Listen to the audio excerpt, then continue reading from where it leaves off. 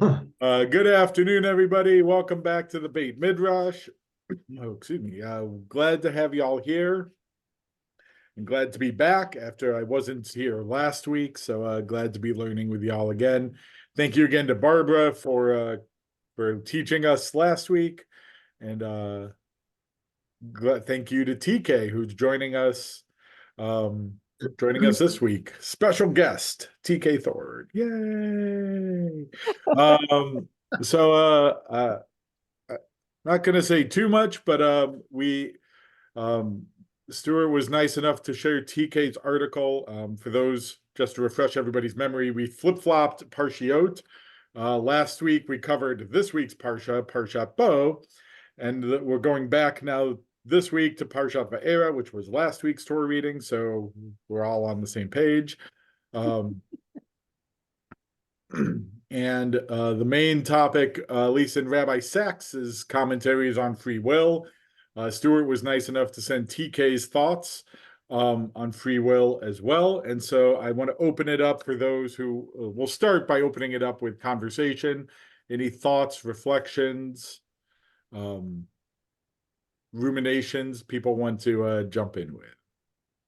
Rabbi, you weren't here a minute ago when I said how happy I was that Rabbi Sacks connected Va'era and talking about free will to Parshat Bo, where he talks about storytelling and the importance of telling stories so that the next generations, your children, grandchildren, etc., develop an identity. I guess he's meaning a Jewish identity. So at the bottom of page 74, I just loved it when he said, your ability to make those decisions is based on an internalized narrative of identity so that we can ask of any course of action, is this who I am? Is this what I stand for? Is this what I should do? Etc. Last few lines on page 74. And we all know now, since we did Bo, that how do you get that identity? You develop that identity by listening to all the stories and then developing identity in other people by telling them stories. So he's on the same page. And if you look at Rabbi Sacks talked about, I don't know if he used the exact word, when you repeat stories again and again, which we do, like for Passover, in your brain, we feel like you're creating more myelin around nerve endings, which facilitates that pathway to be utilized. And so you can remember more, and it's not, memory isn't just stored in one area like the amygdala he's talked about, the hippocampus, but it's actually stored in multiple sites around your brain. So even though you may have an injury, for instance, to a certain area of the brain, you can still recall certain memories because you can gather in some memories that have been distributed throughout your brain. So the first thing in terms of these stories is you have to have the memory. And then the question is, once you have these memories or thoughts, do you have the free will to utilize them in a given situation? That's to me the hard thing, is how do you utilize your memory or your information that's distributed to make decisions. I'd like to just add one thing to that. He says at the top of page 74 that you need to do something 66 times, or you need to do something 66 days in order to form a new habit. Well, I'm sorry, I'm only 39. Does that mean I haven't got anything yet? 66 days. Means you still have time to learn new habits. But you always tell your kids, you got to try this awful vegetable 5 times or something like that. Boy, a lot of kids are going to be devastated to find out it's 66. Well, maybe a habit, but to learn things, they say 3 times is not to get it. into your brain. I studied psychology back in the 60s, and we studied Freud, and I thought it was very interesting that Rabbi Sacks now has scientifically come up with the explanation for the way Freud expressed the ego, the superego, and the excuse me, the conscious, the pre-conscious, and the unconscious.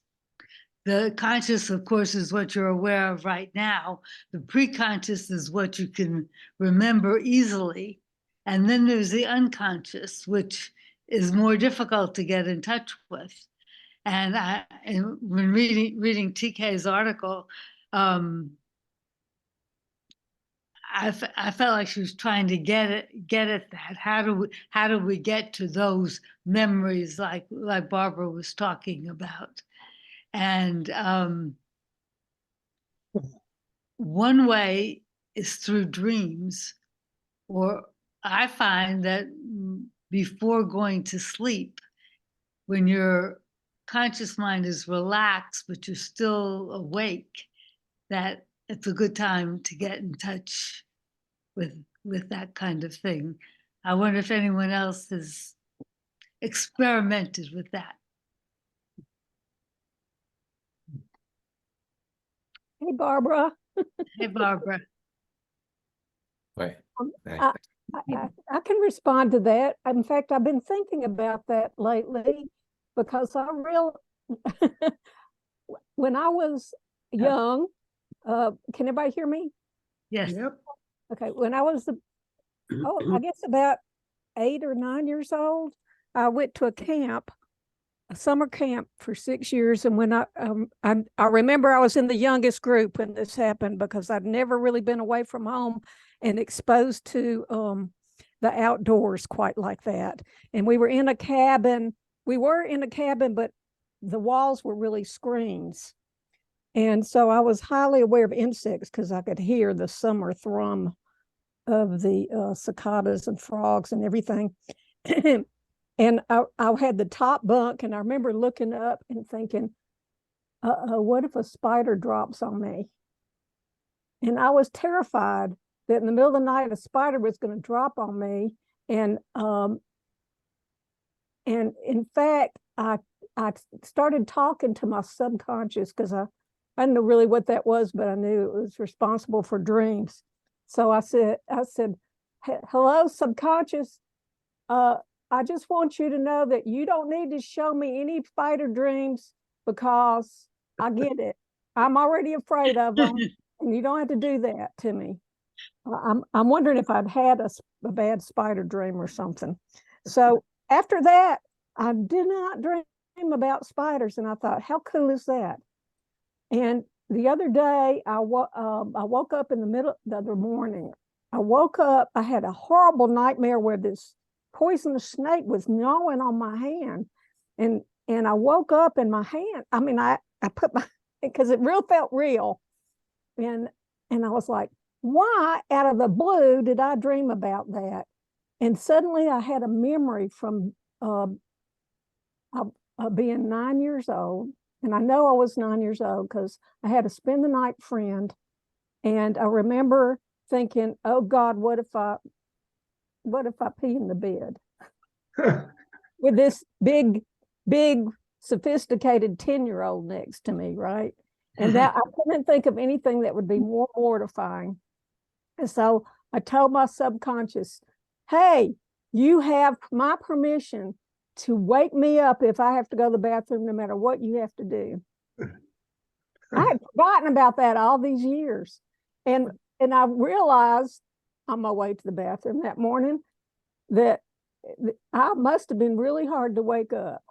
And my subconscious had grasped for this very, very dramatic, scary thing to wake me up.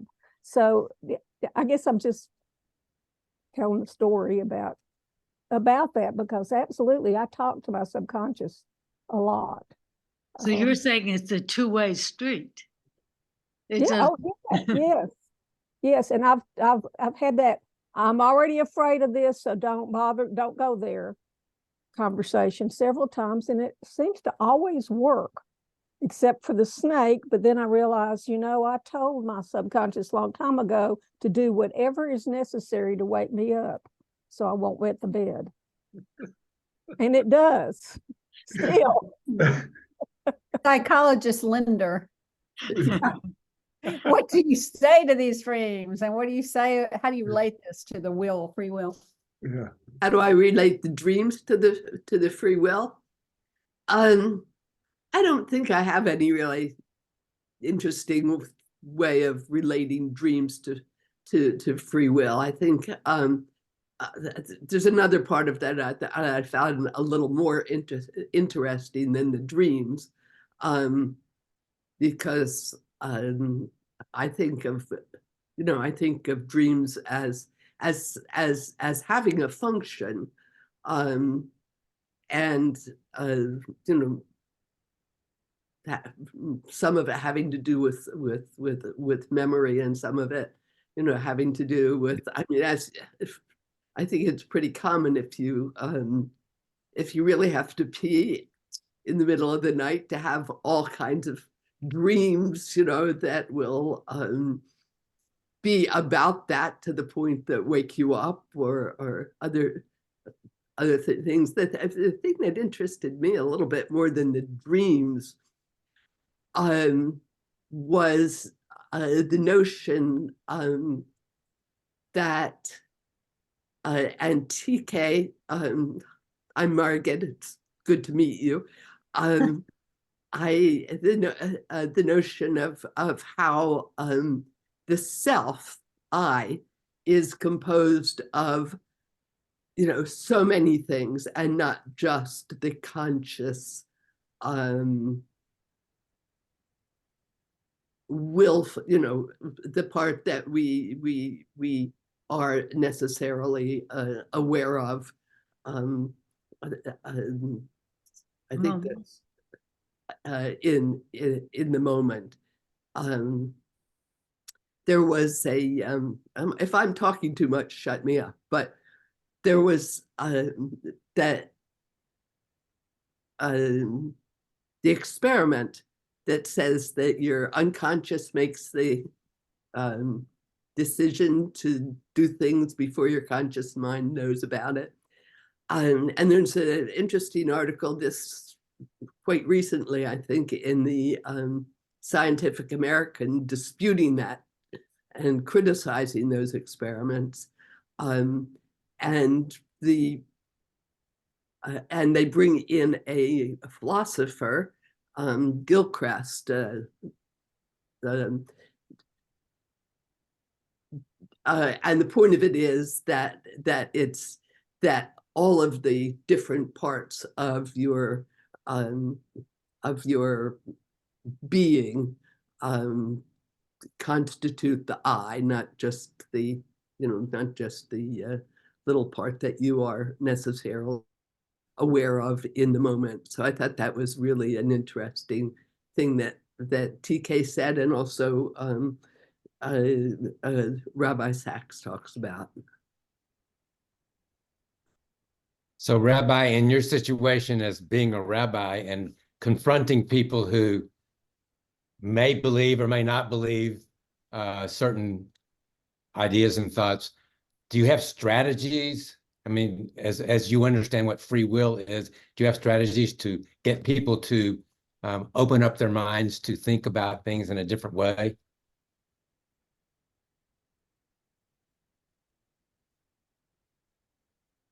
No I would say pressure. yes and no. I think, the problem is you have to deal with each situation as it comes up, because no two situations are alike, and no two people are in the same place, even if they are. So, I've had conversations where I just keep repeating the same thing, not necessarily as to like nudge, but as a way of, hopefully it's going to seep in if I repeat it enough times. I think Rabbi Sacks says you have to repeat something 66 times for it to become a habit. I think my wife once read an article that you have to repeat something 70 times for a kid to actually learn it. And so, the first 45 times, they might not hear it, but maybe the 46th time, it'll actually be like, oh, that actually sinks in. Sometimes I have to break down rationalizations for them, the things that they're saying, and kind of argue why this might not be the most helpful path and try to guide them to a more reasonable path. But again, it depends on a particular situation. I wish it was a easy, yes, this is what you do to change people's minds. But if I did that, this job would be a lot easier. But yes, Margaret.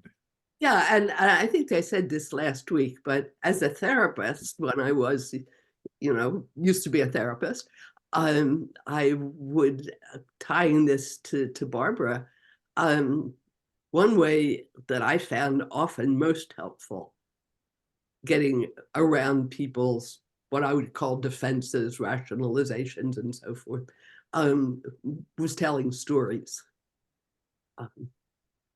And people can listen to stories and chew on them, and often that can help. Stories are extremely powerful.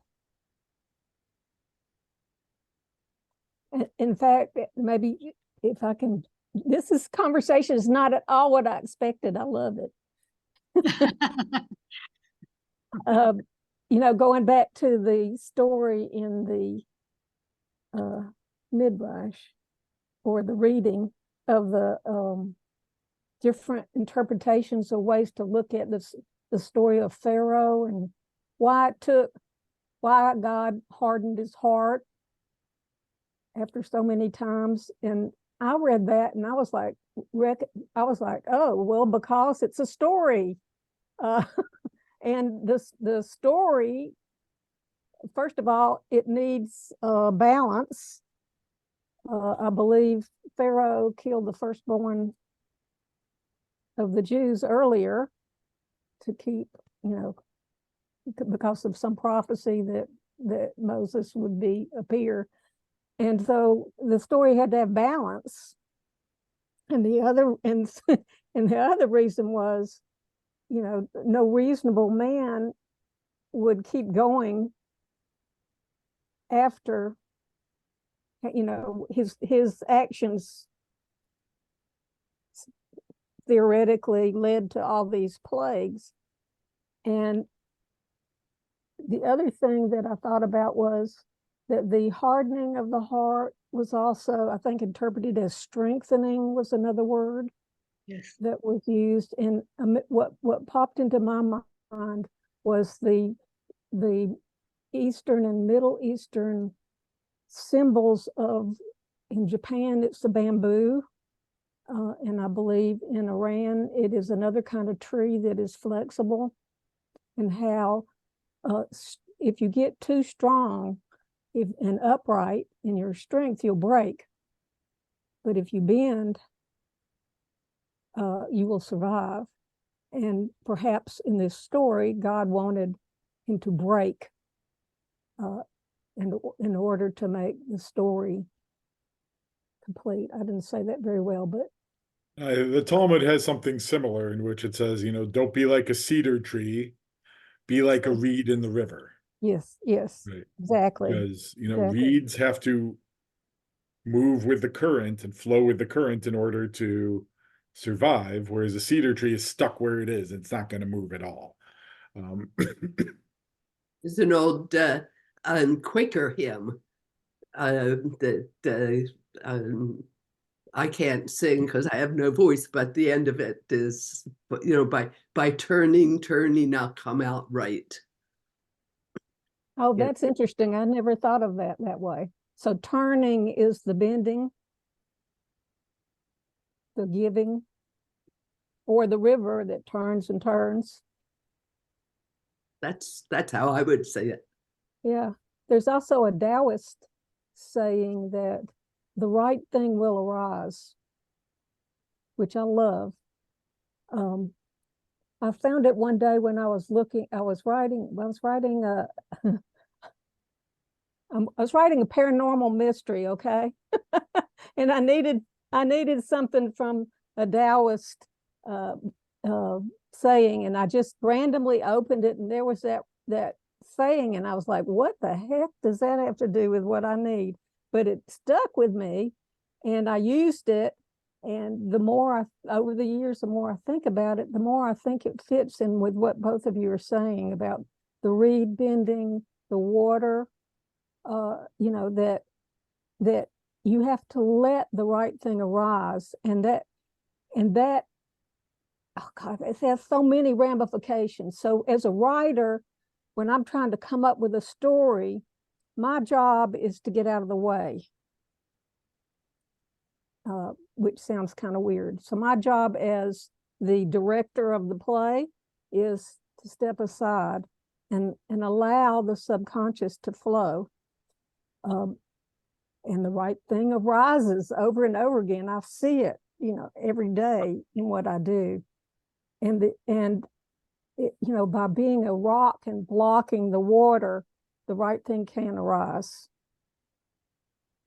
And this also kind of goes back to what we're talking about, who we are and the pathways in our brain.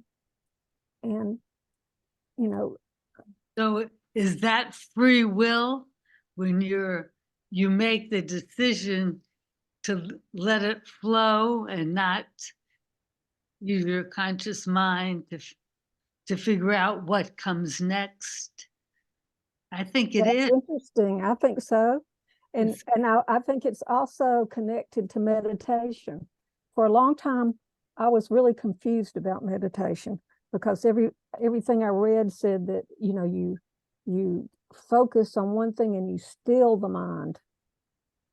And I'm like, no, I think when I'm writing and reading and I'm doing, you know, I think I'm in meditation, but I couldn't figure out why.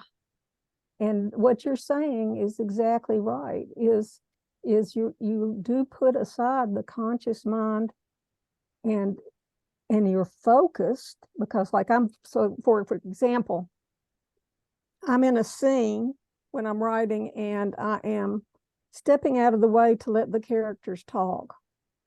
There's nothing else going on in my mind that I'm aware of except letting that flow happen and trying to keep up with them as they talk fast, writing. And I forgot where I was going with that, but it was some thread that you started. So I want to bring back to what you were saying before about Pharaoh, and I'll tie in what Suzanne's talking about also, is that what I found interesting about Pharaoh is he does have a choice. You know, he could choose to be more open. He could choose to be more flexible. He could choose to let everything that's happening affect him and change his behavior. He makes the choice not to. And I think similarly, you know, as Suzanne was saying, and I listening to you, TK, I don't think it's a choice. Like, this is at least what I'm hearing. It's not necessarily a choice of I'm going to let my conscious mind do it, or I'm going to let my, you know, the characters just kind of talk and I'll get out of the way. But you have to make the choice to step yourself to get out of the way. You have to make that choice of letting it flow through you rather than trying to control it. And as I'm sure Margaret can attest as well, you know, therapy works really well as long as they're open to doing it. You know, if you have somebody who doesn't really want to be there and is forced to be there, doesn't want to listen, doesn't want to change, thinks everything they're doing is great, you're not going to get very far in therapy. You have to make the choice to let it affect you and to hear it and to hear the advice and be open to it. But if you don't have that choice, then you're going to be the cedar in the ground. You're not going to move all that much. And for me, that's a lot of what free will is being able to make that choice of, am I going to do this or that? And am I going to choose to feel badly about what's happening, or am I going to stand my ground against it? You know, and you can't really change if you don't have free will. But is the point of it to, I mean, like with Pharaoh, is it about changing him, or is it about it flowing through him seeing the actions, but at the end, that is his nature. Like that is the decision that he made, even if we don't, I mean, it's kind of like, the Disney fairy tale always ends in a good way. Well, because they always make the right choice. But in this case, how do we not know it didn't flow through him? He didn't hear or see or go through all the processes that a person would go to come out and make a decision. It's just at the end, that was his choice. And that was why his heart was hardened. Because to me, that would be why I would say someone's heart is hardened, is that all these things happened. You went through all these steps, and at the end, this is still the choice that you made, even after all these horrible things happened. That's when I would say that person's heart has hardened, if that's the decision they made after all these things had happened. Because like I'm an observant person, I'm more likely to watch what's happening and listen and not appear to be making a decision until I'm kind of like, I'll go in the store and I want to look at everything, and then I'll make a decision. So I might look like an unorganized person, can't make a decision, touching everything. But then at the end, I make my decision. By that time, the salesperson's already gone off somewhere because they're like, she doesn't know what she wants. But with, like with Pharaoh, it's kind of like, at the end, this is the choice that he made. And that's when I would say that his heart is hardened by the decision that he made, not necessarily expecting. Well, I mean, obviously, a normal person would say, well, you would think he would have, about 5 plagues ago changed his mind. But, it took that long. That's when I would get to that point. Because I feel like when we talk about Pharaoh, we're not accepting that the bad guy is the bad guy. Like, it's almost like we want to make the bad guy the good guy, like people do nowadays. They want you to love the bad guy and feel sorry for the bad guy. But I guess I just kind of can accept that the bad guy, that's what he is. So I want to say a couple things there, and I will let the doctors in the room correct me if I'm wrong. When you make decisions and you make choices, it reinforces certain neural pathways in your brain, which means the next time you are faced with that same decision, you're more likely to make that same decision again because that pathway is stronger than other neural pathways. It makes a habit. However, you can change those neural pathways. And you change your neural pathways by changing your decision making and making a different choice other times. Then you strengthen those pathways, and when you strengthen those pathways, the other ones that you're stopped doing become weaker as time goes on, which is a little bit, I think, where Rabbi Sacks is going. You use it or you lose it. Like if you don't keep making those choices, then the neural pathways start to fade. Now with Pharaoh, I think, yes, there's a level at which he's the bad guy and we're supposed to see him as the bad guy, and there's nothing wrong with that. And my shmamina, like, what are we supposed to learn from that? Right? It's, if we just say he's pure evil, he's awful, that doesn't actually teach us a lot other than he's evil and he's awful. Evil people make evil decisions. But if we recognize well, he made this decision and he kept reinforcing that decision, then it teaches us that something else about what not to do in our lives. How can we live a better life than Pharaoh lived? By being more open, by being flexible, by changing what we do, and not hardening. Well, I almost want to say harden, instead of hardening our hearts, hardening our neural pathways. How do we not harden our neural pathways so that we're always forced into making that decision because we've made it so many times? So, Rabbi, let me ask you, here's mixing science and religion. So my question is, why did God choose 10 plagues as opposed to 7 plagues, as opposed to 4 plagues, as opposed to 1 plague?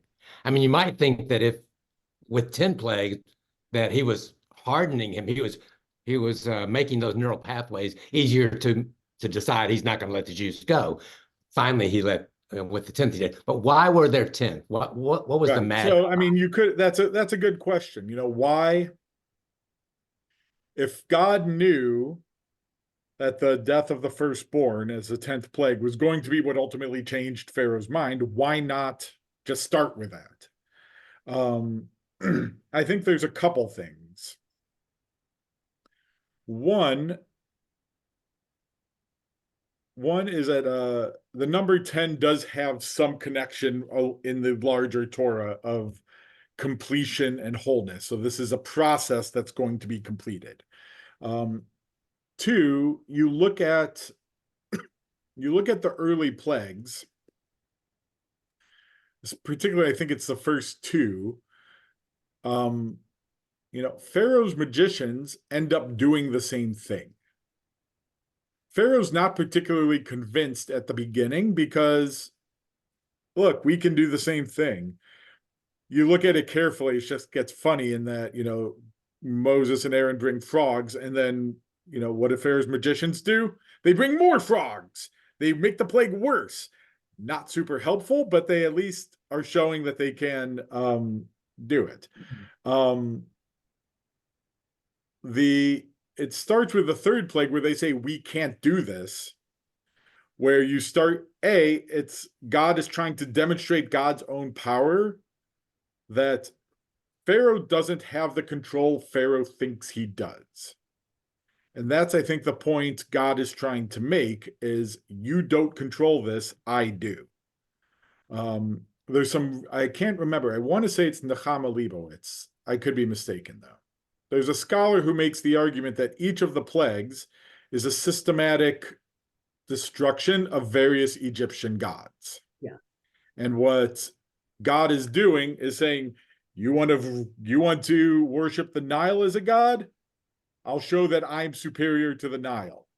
You have a frog god? I will bring out the frogs to show that I am superior to the frog god.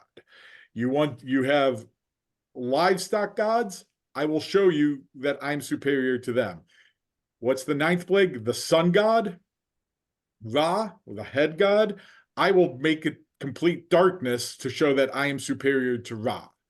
And systematically, it's a theological takedown of each of Egypt's primary gods to show that God's superiority over them, concluding with Pharaoh himself. Pharaoh in Egyptian culture was a god, and it was the physical manifestation of God. And when Pharaoh can't protect his own son, who is the next in line to be God, it's over. And by the way, what happens right after the death of the firstborn? Pharaoh says, you can go. And the Israelites go, and what happens? He changes his mind. He changes his mind again. He still didn't learn. He continues making that choice even after the 10th plague. But it's also just makes such a better story just to have multiple plague. You don't want to just give the ending right, just have one plague that's over. Yeah, you got to build up to it. You got to build some suspense. Yes. It is a much better story than if they had You can just. give me credit for that, TK. I'm gonna I just will. I nuts love so it. that you can say, So you know. I'll say two things. Yes, it's a much better story, but two, there's a great line of Zohar. There's a great section of Zohar, the foundation of Kabbalah, of Jewish mysticism, which talks about if the Torah was just a story, we could have done much better. There are much better stories out there than the Torah. We could write a better Torah after all these years if the Torah was just a book of stories. But it's not. The Torah is much more powerful and much deeper and teaches us much more than if we read it as just a story. It's a great story, but it's not intended to only be a story, and that we need to read it as if it's trying to teach us something. Otherwise, if it's just a story, it's just a story. And Shakespeare's a great story. We don't look to Shakespeare for the Bible. I'm a big fan of Mitch Albom. Mitch Albom writes great stories. I don't look to him for the Thorne Bible. writes great stories. TK Thorne writes great TK Thorne writes great stories, but no offense, TK, we're not reading her as the Bible. Right? So, Thank you. so I mean, We'll take we the need to pressure. read, like, yes, it is a great story and we should appreciate that. But we can't look at it as only a story. Otherwise, we're missing out on the deeper lessons that the Torah can offer us. So in this award season, the Torah would get the medal for the best script written, right? The comedy. Oh, comedy. Best picture. Sorry. There's a reason it's the best-selling book of all time.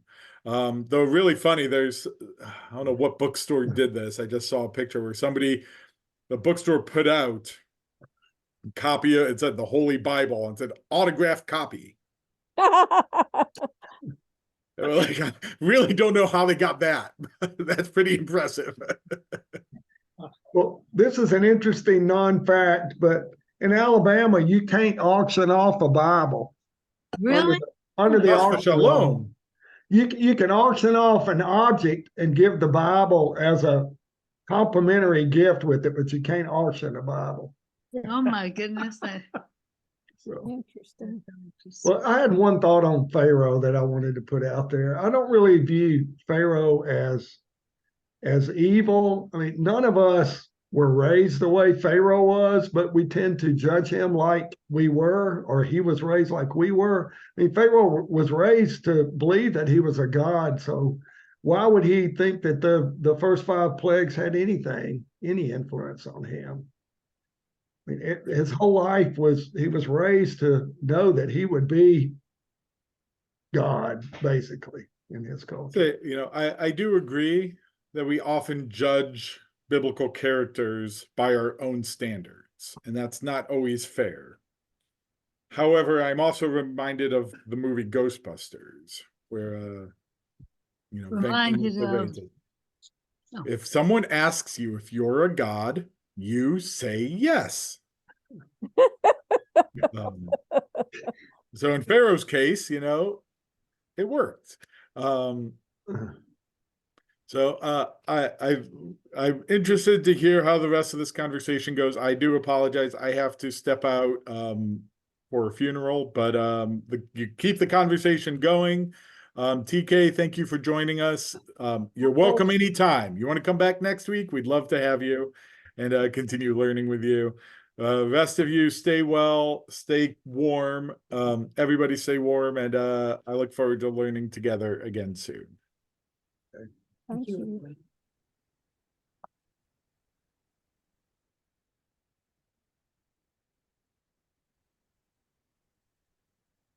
Wow, I found this really interesting because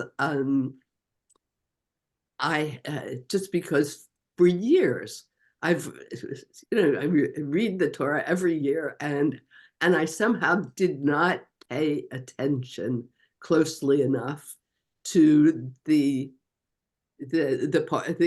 fact that first Pharaoh made his own decisions, and then his heart was hardened. And then when I did, for some reason, pay attention to it, this reading, I was kind of mystified. So this has been a very interesting discussion and a very interesting interpretation by Rabbi Sacks as well. I have a question, and that is, I really appreciate how TK, you go through all the totality of items on mind and body that put together conscious and unconscious mind, inherited or genetic factors or biologic factors, plus our experiences, our education, our interpretations, etc. The microbes in your body that make their own little chemistry situations, environmental impacts, etc. But you talk about that as making choices that we don't have the ability, or, well, the question is, where does free will come in? Does it only free will when we decide to make a decision against what would naturally be the instinctual thing of all these components in our brain?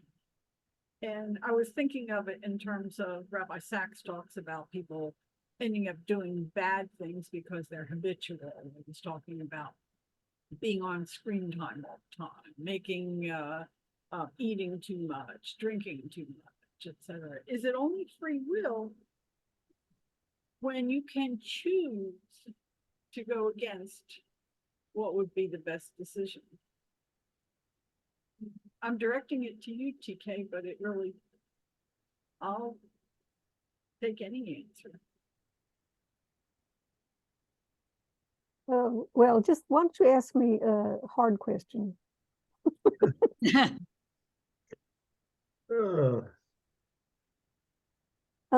I'm going to just kind of spout what's been playing around in my head, and I don't know if it'll answer your question or not, because obviously none of us knows the answer to that question, and me least of all.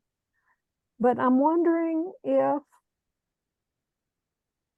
if we might just, I think we decide what to call free will, if we might kind of pull together what we've been talking about in terms of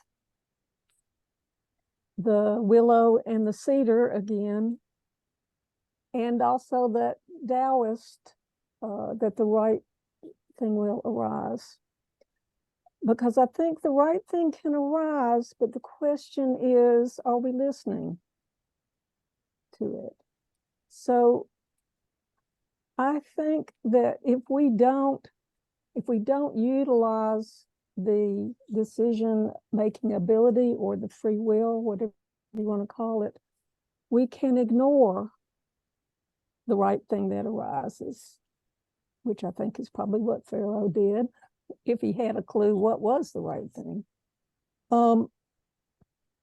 And for example, and I am not a religious person, I'm a humanist. However, I have come to sort of understand, or this is the way I look at prayer, is it is a state where you are listening. So, I mean, some of it would be, yes, expressing yourself, but then you listen, because you're listening for, ostensibly you're listening for God's voice. Or you could say you were listening for what is the thing that will arise that you will then recognize as the right thing, and make the choice to go there. And that would be what I would call free will, but you have to have some discipline in order to exercise your free will. Otherwise, it is just, it's everything that is contributing to make the decision without the consciousness, if you will. And you just do. You either do out of habit, because your body learns habits too. I study martial arts, and that is the only only what path is not consciously deciding anything. It is training your body to do something. When you get on a bicycle, you have no idea what you're doing, right? If you stopped and really thought about the fact that you are balancing on two wheels and you have to make tiny adjustments, and you're responsible, you being the conscious mind is responsible for riding that bike, I promise you, you were going to fall very quickly. But if you just let it go and allow your body, which is much wiser than we know, to do all of that, then you will ride the body without thought, and you can be thinking about whatever else you want to be thinking about. So in the same way, or maybe in a different way, we have to kind of step aside and be aware of what that's the still voice that feels right says. And that, to me, that's free will. If you don't step aside, if you don't bend aside, if you don't let the water flow where it is and stop and be still and listen, then I don't think we're operating on free will. I think we're just operating. And I think the mind is part of the body in its physical sense. Yeah. And like the rabbi says, or like somebody said, your pathways, the pathways that have the most malignant, how you say it, the fat around the nerves cells, that's what you're going to do. So that is a sort of state of not being in free will, but being in auto reactions, auto thoughts, auto responses. Well, I hope that made some sense.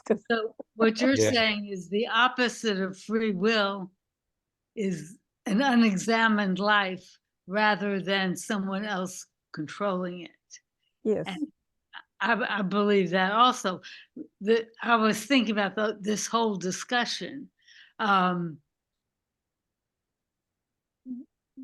We need to talk about what is your concept of God. And to me, I think we all have a spark of the divine within us. And so just, you say you're not a religious person, but I think you believe the same way I do. And I guess I'm religious because it's a way of doing things to remind me to get in touch with that divine spark. That spark, yeah. And not just go about my business, but just what you were explaining. Yeah, I think that's very valid. Are you asking me what I believe about that? Is that what are you asking me what I believe? Well, I think you told us. Okay. Or do you have something else to say? No, please share. Well, I think we I would agree that we all have a divine spark, but whether it's more divine than my dog, I don't know. Your dog Sparky. Well, I guess the difference is that the whole is greater than the sum of its parts, too. Yes.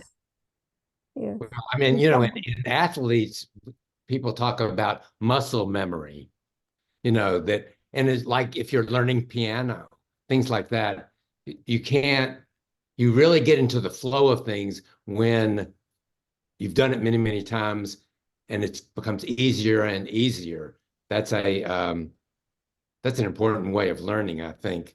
And you could just imagine, like when you go to the grocery store, okay, you almost, to me, close your mind. You walk out to the car, you start the car, you go down, you got your list, you go through the aisles. I mean, you've done it a million times, and that's your muscle memory. But what makes it that much more special would be if you're able to get thoughts sort of on a higher plane beyond your muscle memory that allows you to make decisions to go this way or that way more than what you were planning to do. So that, Don't buy anything with plastic. pardon? Excuse me, Hey, I was just giving an example of what you're saying. Like, Paper. don't buy anything with plastic. Right. I didn't mean to interrupt you. I'm sorry. No. It's true. Yeah, no, it's true. But so the letting the water flow part of that is if you get to like aisle 5 and someone bumps into you and you just flow around them and keep moving, like it's not so much that it's muscle memory, but it's kind of like for some people, finding a good deal in shopping is kind of their zen. So, when they, it's like they're not just going through there out of memory. It's kind of like, I know that on this aisle, this is cheaper. I know that on this aisle, this is cheaper. So nothing is really gonna deter them if it gets in their way. And I lucid dream. So for me, it's not so much that I know necessarily where I am exactly. It's that I know I know what's around. I know without seeing what is happening. So if someone were to get in my way, I would just almost move around them like it was nothing because it's I can almost feel everything that's going on. So I think, when I think about doing things out of memory, it really depends on when if I'm dreaming, like what exactly it is or what I'm trying to do. Because if I start thinking, it's over. If you start thinking, that's how I know I'm waking up and I'm out of that state. But when it's happening, you could probably ask me anything and I would probably not hear you because most things are not that important to me. But it's like those few little things, like if I were to see just little bitty things that you wouldn't normally think about, it almost stopped me in my tracks. I think that just says like I'm rambling, but I think that almost is kind of like the difference between like that deeper level of consciousness as opposed to like staying on like a regular plane. It's almost like the little bitty details that you see that stand out to you as opposed to just like someone stopping you, being in front of you and bumping you. That kind of almost doesn't even phase you. But when you're on like that deeper level, it's the little bitty things like like why did that price change? It was 7 yesterday, but it's like when you're in that deeper level, it's the little Wow. bitty things that will, What so about when the aisles change? They move everything, they swap all the aisles around. How do you yeah, deal with but when that? when you're on that level, you'll just reach over to the other aisle and grab what you need because you already know where it is. It doesn't really matter. I go home. But I think the grocery store is a great example of free will because you're going in the grocery store and I was over there yesterday at Publix for the first time for a while and I was just noticing gee, look at all that candy. I could buy that candy, but I'm not going to. Oh, there's halva. They've got big. Oh, I love that. I'm not going to buy it. I'm not going to go down the wine. Yeah. Uh, It's a great place for discipline. and Yeah. I mean, it's a constant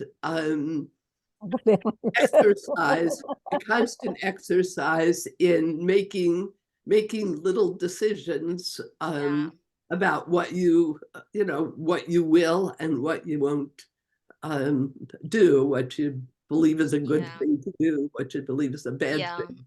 And then when you fail at the checkout aisle and grab that thing on the side that you don't need just because it's like 50 cents. Right in your face. Yeah, unfortunately the grocery store's psychology is quite crazy. Yeah. I was listening Help to me you, with Sharice. this. Help me with this. They I can don't get know. you. You get to your car and you're like, they got me, Yes, they got you. you know, Got you. I'm Help me listening to you, and I'm Yes. Oh, sorry. go ahead, TK. What were you saying something? I was just saying, help me with this because I know I'm not typical. I've always known I'm not typical. I could have been in your book, seriously. Urology is not typical.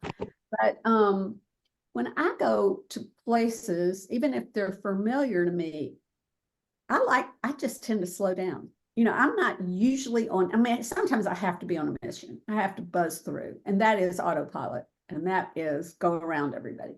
Most of the time, I'm trying to have an adventure all the time. So I'm trying to make choices to, you know, even if it's at the grocery, I see somebody's done some wonderful illustration on something. To me, that might make, I mean, I have a simple life, that may make my day, but I am constantly reflective. So I think, to me, that is my choice. Now, I am programmed genetically, neurologically, and in every way to be that way, but I allow things to come up all the time. I don't try to press them down. So I feel like I'm doing a lot of choosing all the time. Am I? Is that free will? It sounds to me like you're intentionally being present. Yes. And I think that's why I call it free will. But I don't, you know, it don't have to put a label on it. You just try to enjoy everything and not make it so routine, because and that is intentional. I think that I'm doing that. I don't think about, okay, I'm going to go to the grocery store, I'm going to look for the most beautiful label, you know, nothing like that. But you know, if I go to the park, it's so different every single time, even though I'm walking the same path in the park. So in a way, I feel like I am attracted to things where I can reflect. And I guess that's part of this in some way. Okay. I think that's beautiful. Stuart, you're lucky. I do share her easily, no problem. Oh, goodness. Thank you for that. So TK, I hope you will come back sometime, maybe every time, but you definitely think about things differently than I do, and I like hearing your thoughts. So welcome.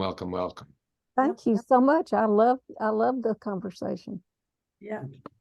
You don't have to read from any book or anything or explain yourself. You just you meet weekly? Yes, we have this book, but it's about 3 or 4 pages each session. That's all. And you pick up, if you want to come, you just pick up what's going on from the conversation. You don't need to have, you know, read anything in particular. Everybody else, you know, other people have it. The conversation goes along. So, and different rabbis have, you know, shared asked us, what do we want to talk about? Is it, you know, Rabbi Sacks? People have brought this to the group, like they would like to read from a certain author or study a certain thing. So it's very open. It's sort of like a book group in that way. It reminds me about life. Which is why which is why TK, you're really good at this, is because it's about life ideas, and your perspective would be really valuable. Well, thank you. I've enjoyed it, and I will. I definitely. I'll reach out to Stuart or Barbara and get that name of the book and try to keep up with you. This group kind of reminds me of another group, or Hadash, which you are all welcome to. We meet in person most of the time. Over COVID, we did Zoom, but we meet in someone's house and we discuss various things. I think this coming Sunday we're going to talk about Lilith. Does that ring a bell with anybody? Lilith is sort of Lilith. Yeah, the origins of Lilith. And you're all welcome. Just let me know if you'd like more information. We meet at Harriet Schaefer's house. She is 101 years old. Oh my goodness. Yeah. Sheldon died, right? Yeah. Do what? Sheldon's wife. Yes. Her Sheldon son Carl, one of her sons, Carl, was my Yeah. age at Mountain Brook Junior High School, and on Beyond. So I keep up with them intermittently. Okay, well, let me know if you're interested in.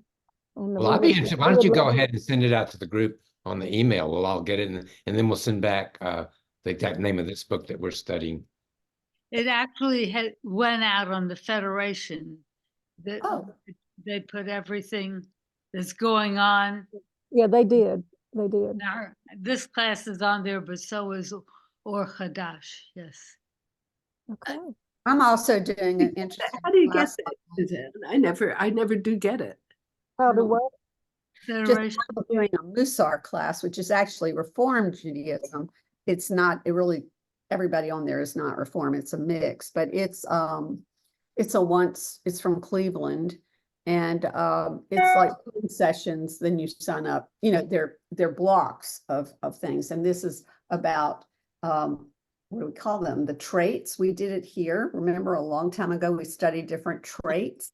The one I missed a lot of that. So this time I'm trying to be a better attendee and talk about those character traits. And I'm enjoying it. So, I mean, there's so many good sources to just, you know, self-improvement, reflection, that kind of thing. Oh, I just want to wish everybody a good day, a good moment. We've enjoyed each other. I can feel it. And sadly, we're going to a funeral in a little bit, so we're going to have to get off, but a life well lived and long lived. So that's the good part of that. And hope to see you soon. I've got to run. Okay. Good to learn with y'all, as always. You too. Take care, everybody. Take care. Bye-bye. Goodbye. Thank you for